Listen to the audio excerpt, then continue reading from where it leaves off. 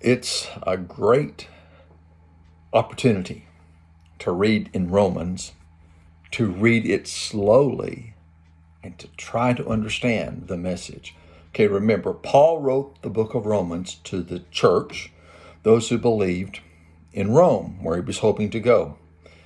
And the last statement from yesterday was when Paul said, I am not ashamed of this truth, this gospel of Jesus Christ, that he was born of a virgin, lived a perfect life, was crucified, was raised to new life. That's the gospel, the truth. So now he's going to move forward in verse 18. For God's wrath is revealed from heaven against all godlessness and unrighteousness of people who by their unrighteousness, turn my page, suppress the truth. So God is saying here through Paul, his wrath is coming down from heaven against all these godless and unrighteous people who in their unrighteousness are suppressing the truth. These ungodly people, these unrighteous people are trying to cover up the truth. They don't want you to know the truth.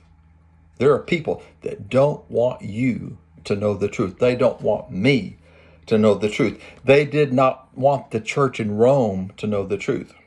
Verse 19, since what can be known about God is evident among them, but because God has shown it to them.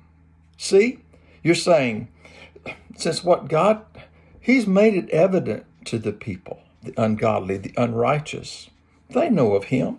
He has shown it to them. Verse 20, for his invisible attributes, the things which cannot be seen, that is, his eternal power and his divine nature, have been clearly seen since the creation of the world, being understood through what he has made.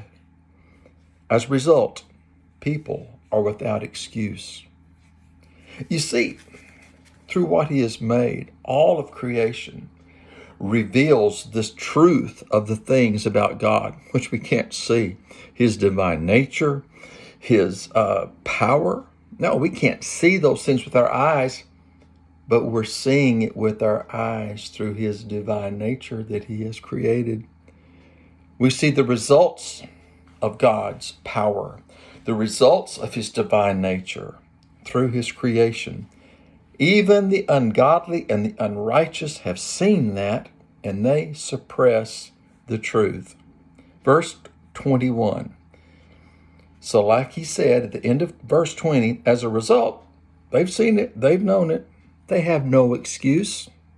Verse 21, for though they knew God, they did not glorify him as God or show gratitude. Instead, their thinking became worthless and their senseless hearts were darkened. Well, you see, they knew, they tried to ignore it. That's happening today. There are people who claim they are atheists, yet they know God is God, and they can't glorify him. They will not glorify him. And instead, they don't show gratitude. Their thinking has become worthless, and their senseless hearts are darkened. In verse 22, claiming to be wise, they become fools and exchange the glory of the immortal God for images resembling mortal man, birds, four-footed animals, and reptiles. That's verse 23.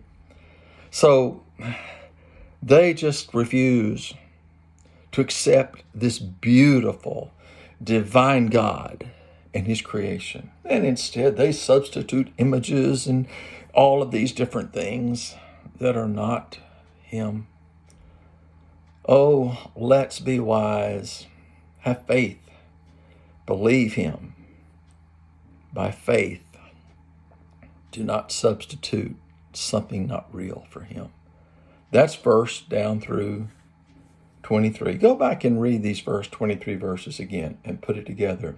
We'll continue in Romans in a day or two.